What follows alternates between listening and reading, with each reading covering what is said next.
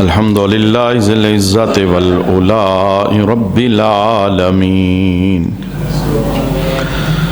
والصلاة والسلام على سيد الأنبياء والمرسلين والعاقبة للمتقين أما بعد فأعوذ بالله من الشيطان الرجيم بسم الله الرحمن الرحيم سبحان الذي أسرى بعبده ليلا من المسجد الحرام إلى المسجد الأقصى الذي باركنا حوله لنريه من آياتنا إنه هو السميع البصير صدق الله مولانا العظيم إن الله وملائكته يصلون على النبي يا أيها الذين آمنوا صلوا عليه وسلموا تسليما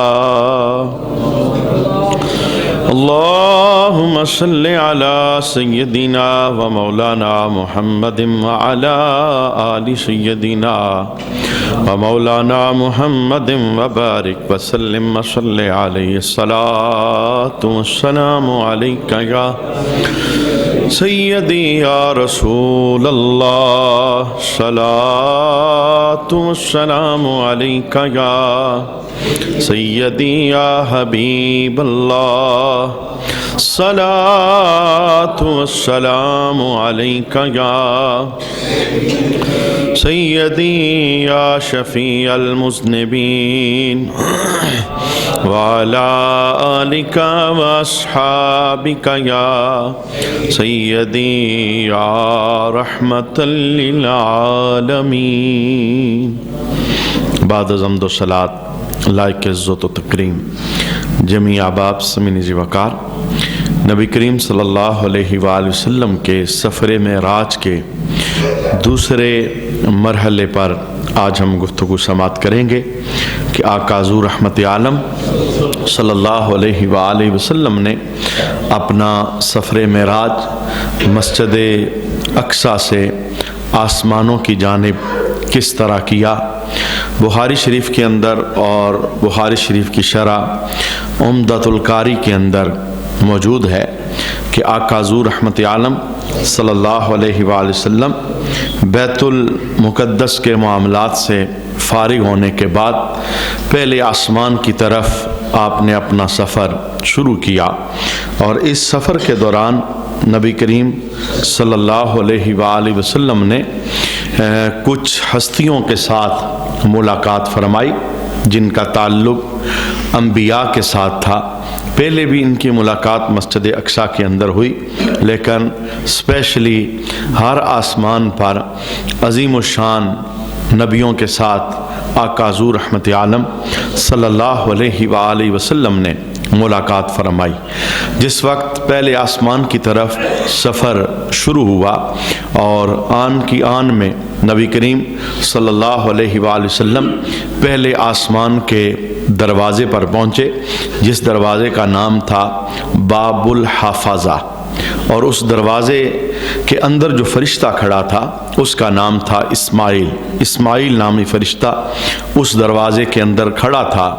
یہ اللہ رب العالمین کا بنایا ہوا ایسا نظام ہے جو ہماری عقلوں سے ماورا ہے۔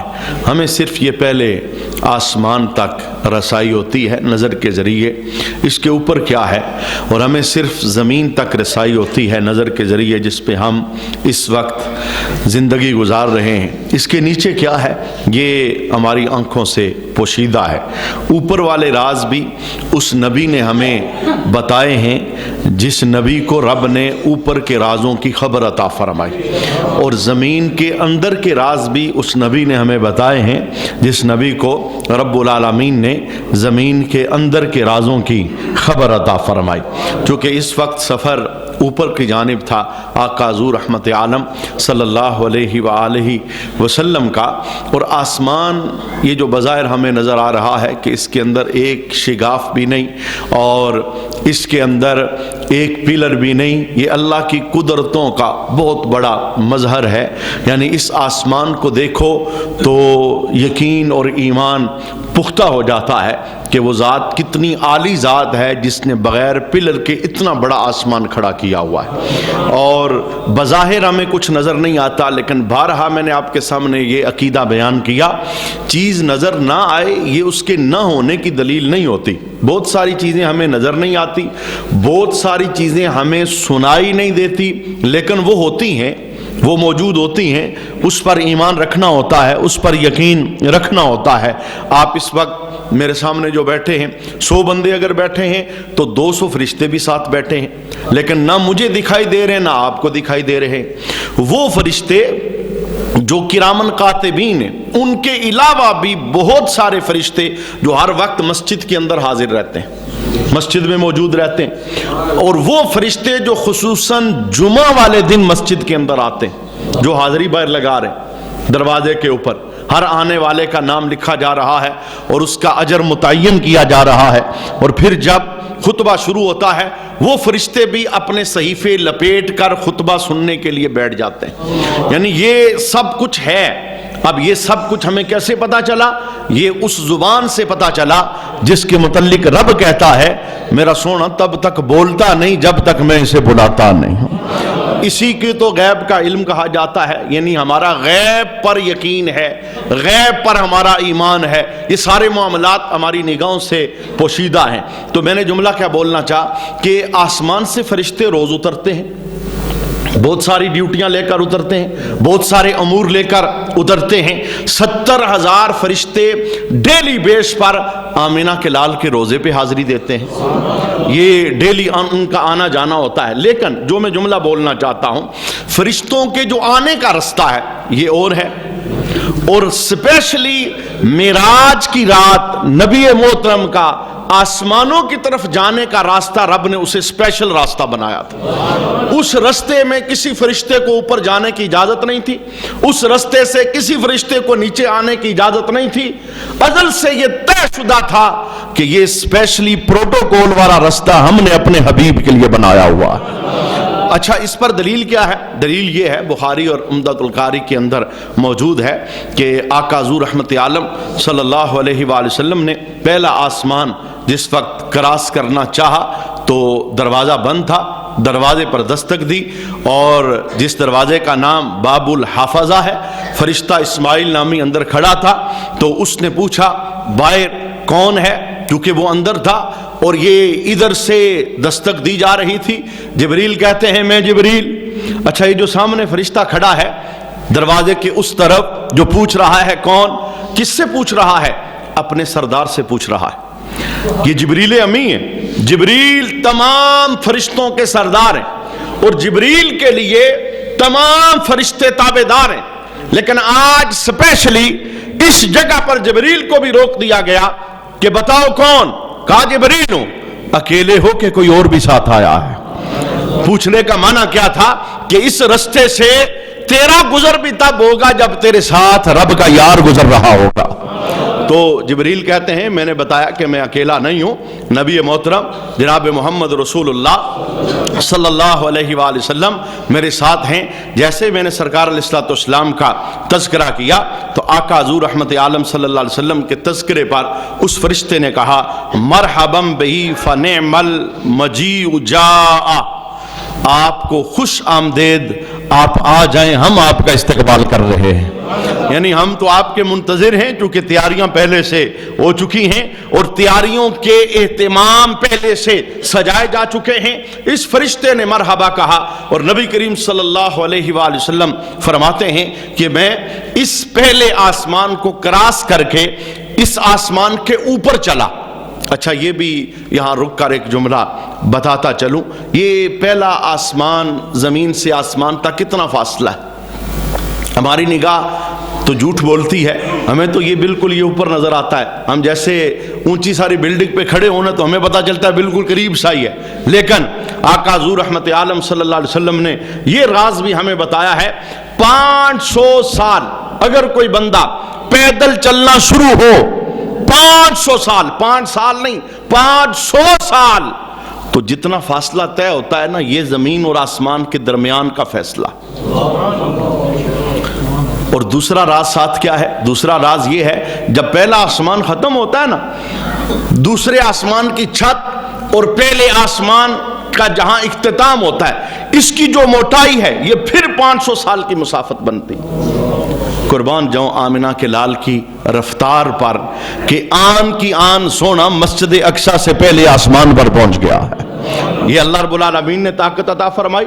اور جہاں نگاہ ہماری جاتی ہے تا حد نگاہ, وہاں اس براق کا پہلا قدم پڑتا تھا.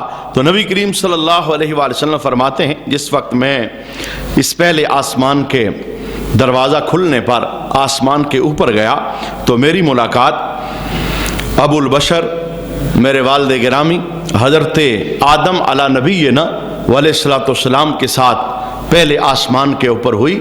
اور جس وقت آدم علیہ السلام سے میری ملاقات ہوئی تو میں نے سلام کیا, انہوں نے میرے سلام کا جواب دیا اور ساتھ کہنے لگے مرحبا بالابن الصالح والنبی صالح. صالح بیٹے کو میں خوش آمدید کہتا ہوں اور صالح نبی کو میں خوش آمدید کہتا ہوں. یہ آدم ہیں جو نبی کریم صلی اللہ علیہ وآلہ وسلم کا استقبال کر رہے ہیں پہلے آسمان پر. یہ اللہ رب العالمین کا بنایا ہوا ایک نظام ہے کہ اس کائنات میں جب انبیاء کا ظہور ہوا, دنیا کے اندر انبیاء بھیجنے کا رب نے ارادہ فرمایا, تو پہل جناب آدم علی نبینا علیہ الصلوۃ والسلام کی تھی, پھر آپ کی اولاد, پھر اسی سے آگے نسل بڑھتی چلی گئی, پھر انبیاء کا ظہور ہوتا چلا گیا. جناب آدم پہلے اس دنیا کے اندر تشریف لائے ہیں, نبوت کے اعتبار سے, آنے کے اعتبار سے, ظہور کے اعتبار سے آپ پہلے ہیں, لیکن آقا حضور رحمت عالم اس کائنات میں تخلیق کی وجہ سے پہلے. جب سرکار علیہ السلام سے ایک سوال کیا گیا, سوال کیا تھا, متا وجبت لک النبوہ, حضور آپ نبی کب بنے تھے؟ حالانکہ سب جو سوال کرنے والے تھے وہ سارے جانتے تھے نبوت کا اعلان مکے میں ہوا, 40 سال کی عمر کے اندر ہوا. یہ اعلان کی بات نہیں تھی, یہ عہدے کی بات تھی. آپ نبی کب ہوئے ہیں؟ جناب آدم علی نبینا علیہ الصلوۃ والسلام پہلے نبی ہیں, آپ آخر میں دنیا میں جلوہ گر ہوئے ہیں. یہ تو جلوہ گری ہے, یہ تو ظہور ہے. آپ نبی کب بنے ہیں؟ اس موقع پر اللہ کے حبیب کا اعلان کیا تھا, کنت نبیا و آدم بین روح والجسد. آدم جب روح اور جسم کی درمیانی منزلیں طے کر رہے تھے, رب نے اس وقت بھی مجھے نبوت کا عہدہ عطا فرمایا ہوا تھا. میں نبی تو اس وقت بھی تھا, میں رسول تو اس وقت بھی تھا, بلکہ اس سے بھی قبل اگر چلے جائیے, عالم ارواح کا جو جلسہ تھا, نبی رسول سارے اکٹھے ہوئے تھے. آقا حضور رحمت عالم صلی اللہ علیہ وسلم کے سینے پر اس جلسے کا تذکرہ کیا گیا, اور اس جلسے کے اندر رب العالمین نے سوال کیا, الست بربکم, کیا میں تمہارا رب نہیں؟ تو جس روح نے سب سے پہلے پکار کے کہا قالوا بلا, کیوں نہیں تو ہمارا رب ہے, وہ روح محمد تھی. وہ نبی کریم صلی اللہ علیہ وآلہ وسلم کی ذات والا شان تھی. تو یہ آقا حضور رحمت عالم صلی اللہ علیہ وسلم کا ظہور تھا جو آخر میں ہونا تھا, اور آخر میں اس لیے ہونا تھا کہ وہ کتاب حکمت کا آغاز جو آدم کے ذریعے ہوا تھا اس کی تکمیل نہیں ہوئی تھی, اور اس تکمیل کے لیے نبی آتے رہے, رسول آتے رہے. اور جب آمنہ کا لال دنیا کے اندر جلوہ گر ہوا, سارا دین مکمل ہو گیا, اس کتاب حکمت کی تکمیل ہو گئی, تو رب نے اعلان کر دیا ما کان محمد ابا احد من رجالکم ولکن رسول اللہ وخاتم النبیین. اب کسی نبی کی کوئی ضرورت نہیں, میں نے ختم نبوت کا عہدہ دے کے اپنے محبوب کو دنیا میں جلوہ گر کر دیا ہے. قیامت تک نبوت بھی میرے نبی کی ہوگی, رسالت بھی میرے نبی کی ہوگی, دین بھی میرے نبی کا ہوگا, اور کتاب بھی میرے نبی کی ہوگی. اچھا, جناب آدم کے ساتھ جب ملاقات ہوئی آقا حضور رحمت عالم صلی اللہ علیہ وآلہ وسلم کی, تو صحیح بخاری شریف کے اندر موجود ہے کہ آقا حضور فرماتے ہیں کہ میں نے ملاحظہ کیا کہ جناب آدم کے ایک طرف کچھ لوگ موجود تھے آپ کی اولاد میں سے، آپ جب دائیں طرف دیکھتے تو مسکراتے، اور آپ کی بائیں طرف بھی کچھ لوگ تھے آپ کی اولاد میں سے، جب آپ انہیں دیکھتے غمگین ہو جاتے، رو پڑتے۔ تو آقا فرماتے ہیں میں نے جبریل سے پوچھا جبریل یہ کون ہے جنہیں دیکھ کے آدم خوش ہوتے ہیں اور جنہیں دیکھ کے آدم روتے ہیں؟ تو مجھے جبریل نے بتایا کہ یا رسول اللہ صلی اللہ علیہ وآلہ وسلم، یہ جناب آدم کی اولاد میں سے وہ لوگ ہیں دائیں طرف جو جنتی ہیں، اور آدم کیونکہ والد ہیں اپنے جنتی بیٹوں کا چہرہ دیکھتے ہیں تو خوش ہو جاتے ہیں، اور ان کے بائیں طرف جو ہیں یہ دوسکی ہیں، ہے ان کی اولاد ہیں دوسکی، اور جب ان کا چہرہ دیکھتے ہیں تو پریشان اور پشیمان ہو جاتے ہیں۔ اور میں لگے ہاتھوں یہاں پر ایک جملہ ساتھ یہ بھی جوڑنا چاہتا ہوں کہ باپ بیٹے کا عمل دیکھتا ہے، اللہ اسے طاقت دیتا ہے، ماں بیٹے کا عمل دیکھتی ہے، اللہ اسے طاقت دیتا ہے۔ برزخی جہان، برزخی ماحول، ماں باپ کو خبر ہوتی ہے بیٹا کیا کر رہا ہے، اولاد کس ڈگر پر ہے، اسی لیے اللہ کے حبیب نے بیٹوں کی تربیت کرتے ہوئے جملہ بولا، ماں باپ دنیا سے چلے جائیں، ایک ڈیوٹی تمہاری یہ ہے، ہمیشہ ایسے رستے پہ چلنا تمہارے والدین کی روحیں شاد رہیں۔ اور میں یہاں یہ جملہ ساتھ جوڑنا چاہتا ہوں، اگر کوئی چاہتا ہے کہ میرے مرنے کے بعد میری پگڑی سلامت رہے، میرے مرنے کے بعد میرا نام و نشان مٹے نہ، میرے مرنے کے بعد میرے اچھے تذکرے ہوتے رہیں، میرے مرنے کے بعد سلامیاں پہنچتی رہیں، میرے مرنے کے بعد مجھے قبر کے اندر تکلیف نہ ہو، اولاد کے کرتوت دیکھ کر اسے چاہیے کہ اپنی زندگی میں اولادوں کو سیدھا راستہ دیکھ کے جائے۔ یہ خواہش اچھی خواہش نہیں، میں مر جاؤں گا تو ٹھیک ہو جائیں گے، جب تمہاری زندگی میں ٹھیک نہیں تو تمہارے مرنے کے بعد کیسے ٹھیک ہوں گے؟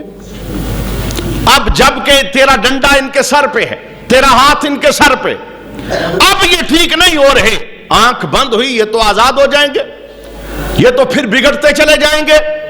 اور یہ طے شدہ بات ہے، جو یہ چاہتا ہے قبر سلامت رہے، تذکرہ سلامت رہے، وہ اولادوں کا رستہ سیدھا کر کے جائے، آنکھ بند بھی ہو جائے گی تو اللہ اس کے تذکرے جاری و ساری فرما دے گا۔ میں نے یہ جملہ کہاں سے لینا چاہا؟ اس کائنات کی سب سے اونچی ماں جب دنیا سے جانے لگی، کون؟ اماں آمنہ سلام اللہ علیہا، جب دنیا سے جانے لگی، اور اس کائنات کا سب سے حسین بیٹا محمد عربی صلی اللہ علیہ وآلہ وسلم 5 سال کی عمر کے اندر ماں نے اپنے سینے کے ساتھ لگایا، اور لگا کے جو جملے بولے وہ جملے کیا تھے؟ اے میرے بیٹے، کل حی میت، ہر زندہ نے مر جانا ہے، ہر نئی چیز نے پرانا ہو جانا ہے، انا میتۃ، میں مرنے لگی ہوں، ذکری بات، لیکن بیٹے میرا موت نام و نشان نہیں مٹائے گی، موت میرا تذکرہ ختم نہیں کرے گی، میں مرنے لگی ہوں، میرا ذکر زندہ رہے گا، میرا نام و نشان وہ زندہ رہے گا۔ وجہ خود بیان کرتی ہیں، وجہ کیا ہے؟ وَلَدْتُ طَاهِرًا، میں زمانے کو محمد جیسا بیٹا دے کے جا رہی ہوں، میرا بیٹا میرا نام زندہ رکھے گا، میری پگڑی سلامت رہے گی، میری عزتوں کو سلامیاں پیش ہوتی رہیں گی، تذکرے سلامت رہتے ہیں، بیٹے کا رستہ سیدھا ہو۔ اور یہ سب سے بڑا خزانہ ہے جو ماں باپ اولاد کو دے کے جاتے ہیں۔ ہمارے ہاں کوشش کچھ اور ہوتی ہے، فلاں چیز بھی دے کے جاؤ، فلاں بھی دے کے جاؤ، وہ سارا کچھ دے کے جاؤ، لیکن اپنی اولاد کو سونے نبی کا دیا ہوا رستہ دے کر جاؤ۔ یہ 5 گانا نمازی ہوں، یہ زبان کے سچے ہوں، یہ نظر کے پاکیزہ ہوں، یہ شستہ اخلاق کے مالک ہوں، ان کا کردار پھول اور خوشبوئیں بکھیرتا ہو، اس طرح کا کردار رکھنے والا بیٹا ماں باپ کے جانے کے بعد ماں باپ کے زندہ رکھنے کا سبب بنتا ہے۔ لوگ پوچھتے ہیں یار یہ بیٹا کس کا ہے؟ اگر بیٹا اتنا دنی ہے تو رب نے باپ کو کتنا مقام مرتبہ عطا فرمایا۔ تو یہ لگے ہاتھوں میں نے ایک جملہ بولا کہ باپ دائیں طرف جنتیوں کو دیکھتا تھا، خوش ہو جاتا تھا۔ جناب آدم باپ ہے نا، نبی بھی ہے، تمام اولاد آدم وہ آپ کے سامنے جنتی دیکھتے ہیں، خوش ہو جاتے ہیں، اور دوستی اور عذاب والے دیکھتے ہیں تو چہرے کے اوپر افسردگی آ جاتی ہے، ناراض ہو جاتے ہیں، رونے لگ جاتے ہیں۔ یہی حال ماں باپ کا ہوتا ہے، ماں باپ اولاد کا سیدھا راستہ دیکھتے ہیں تو خوش ہو جاتے ہیں، اور اگر غلط رستہ دیکھتے ہیں تو ان کے چہرے پر ملال آتا ہے، وہ دکھی ہو جاتے ہیں۔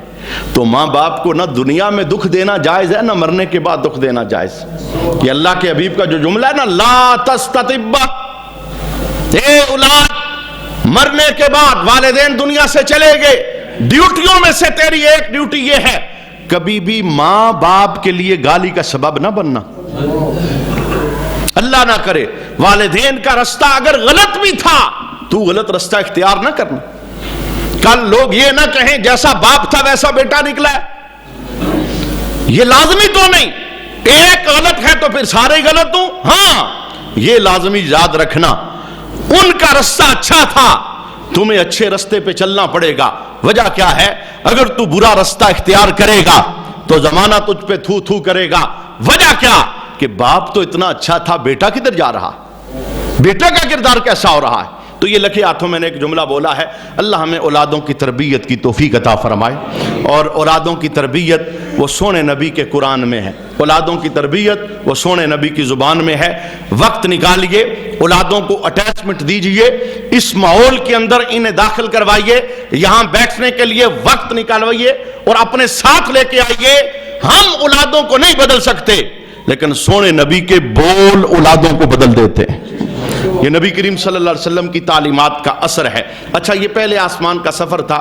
آقا حضور رحمت عالم صلی اللہ علیہ وسلم فرماتے ہیں کہ اس کے بعد میں نے دوسرے آسمان کی طرف سفر شروع کیا، بالکل اسی طرح آنن فانن میں دوسرے آسمان کے دروازے پر پہنچ گیا، اور اسپیشلی جو دروازہ تھا، دروازہ کھولا گیا اور استقبالیہ فرشتے کھڑے تھے، مرحباً بہی فنعم المجیء جاء، آقا کی آمد پر خوش آمدید کے جملے بول رہے تھے، مرحبا کی صدائیں لگا رہے تھے۔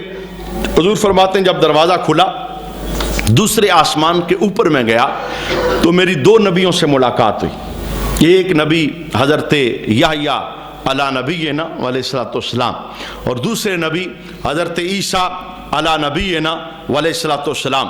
اور جس وقت ان دونوں کے ساتھ میری ملاقات ہوئی، چونکہ دونوں خالہ زاد بھائی ہیں، آقا حضور رحمت عالم صلی اللہ علیہ وسلم فرماتے ہیں کہ میں نے سلام انہیں کیا اور انہوں نے میرے سلام کا جواب دیتے ہوئے کہا، مرحباً بالاخی صالح والنبی صالح، کہ ہمارا صالح بھائی اور صالح نبی ہم آسمانوں کی طرف آنے پر آپ کو خوش آمدید کہہ رہے ہیں۔ اب اچھا، شانوں میں سے ایک شان بتانا چاہتا ہوں، ایک ہی وقت کے اندر انبیاء کو رب طاقت قوت دیتا ہے، وہ کئی مقامات پر موجود ہوتے ہیں۔ ایک مثال تو یہ دیکھ لیجئے، تھوڑی دیر پہلے یہی نبی یہی رسول سارے کے سارے یہ مسجد اقصیٰ میں موجود تھے، مسجد اقصیٰ میں، اور جناب عیسیٰ نے وہاں خطبہ دیا تھا، اور خطبہ دیتے ہوئے جملے بولے تھے، میں اس رب کا شکر ادا کرتا ہوں جس نے مادرزاد اندھوں کو شفا دینے میں میری مدد کی ہے، میں ہاتھ رکھتا ہوں رب شفا دے دیتا ہے، مردوں کو زندگی میرے ہاتھ کی برکت سے رب عطا فرماتا ہے۔ یہ ادھر تقریر کر رہے تھے اور ابھی دوسرے آسمان پر پہنچ کر سونے نبی کا استقبال بھی فرما رہے ہیں۔ یہ اللہ طاقت عطا فرماتا ہے، ایک ہی وقت کے اندر وہ جہاں جہاں پہنچنا چاہیں اللہ تعالیٰ انہیں پہنچا دیتا ہے۔ پھر آقا حضور رحمت عالم صلی اللہ علیہ وآلہ وسلم فرماتے ہیں کہ میرا سفر تیسرے آسمان کی طرف شروع ہوا، آنن فانن میں تیسرے آسمان پر بھی پہنچا۔ یہ بھی صحیح بخاری شریف کے اندر موجود ہے کہ جب تیسرے آسمان کے دروازے پر دستک دی گئی، اندر سے فرشتے نے پوچھا تو میرا تعارف کروایا گیا، پھر دروازہ کھلا اور جو فرشتہ اندر تھا اس نے جملے بولے، مرحباً بہی فنعم المجیء جاء، خوش آمدید ہو جائے آنے والے مہمان کو۔ دروازہ کھلا اور جس وقت میں دروازہ کھول کے اندر گیا تو میں نے تیسرے آسمان کے اوپر جناب یوسف کے ساتھ ملاقات کی، وہ حسین یوسف جن کے حسن کی داستانیں اس کائنات کے اندر پھیلی ہیں، اور کوئی حسن کو بیان کرنا چاہے تو اس نے یوسف کا تذکرہ کرتا ہے۔ اور ایک ایمان والے بندے کو اپنا یہ عقیدہ محفوظ رکھنا چاہیے کہ اللہ نے یوسف کو جتنا حسن دیا تھا اس نے مصطفیٰ کی خیرات عطا فرمائی تھی۔ سونے نبی کے حسن پر تو پردے ڈلے تھے۔ یہ اما عائشہ کا سوال تھا آپ نے پوچھا تھا یا رسول اللہ موسیٰ کے متعلق تو ہم نے یہ سنا کہ وہ طور سے واپس آئے اور ان کے چہرے پر اتنا حسن تھا کہ کوئی آنکھ بھر کے چہرہ نہیں دیکھ سکتا تھا، وہ چہرے پر کپڑا ڈال کے رکھتے تھے، آنکھیں چندیا جاتی تھی، ہم تو آپ کو دیکھتے رہتے ہیں، ہمیں اس طرح کا کبھی معاملہ محسوس نہیں ہوا۔ تو آقا حضور رحمت عالم صلی اللہ علیہ وسلم کمرے میں تشریف فرما تھے، کہا عائشہ آنکھیں بند کرو، اما عائشہ کہتی ہیں میں نے آنکھوں کو بند کیا، کہا عائشہ اب آنکھیں کھولو، کہا جب میں نے آنکھیں کھولی نا تو پورا کمرہ اتنی تیز روشنی سے منور تھا، میری آنکھیں چندیا گئی اور میں نے آنکھیں بند کی اور دوڑ کے میں کمرے سے باہر چلی گئی۔ میں واپس آئی تو ماحول برابر ہو چکا تھا، میرے حبیب مسکرائے اور مسکرا کے کہا اے عائشہ رب نے میرے حسن پہ 70,000 پردے ڈال کے رکھے ہیں اور ابھی تو میں نے ان پردوں میں سے ایک پردہ اٹھایا ہے، سارے نہیں، ایک پردہ اٹھایا ہے، تو آپ برداشت نہیں کر سکے تو سارے پردے اٹھا دوں، زمانہ مجھے کیسے دیکھے گا؟ وہ پردے رب نے اس لیے ڈالے ہیں تم دیکھتے جاؤ، رب میرے چہرے کا تمہیں فیض عطا فرماتا چلا جائے۔ تو جناب یوسف کے ساتھ آپ کی ملاقات ہوئی، یہ آپ کے تیسرے آسمان کا سفر تھا۔ ہماری گفتگو یہاں تک ہی پہنچی، وقت ہمارا مکمل ہو گیا، انشاءاللہ چوتھے آسمان کا سفر آنے والے نشست کے اندر ہم سماعت کریں گے۔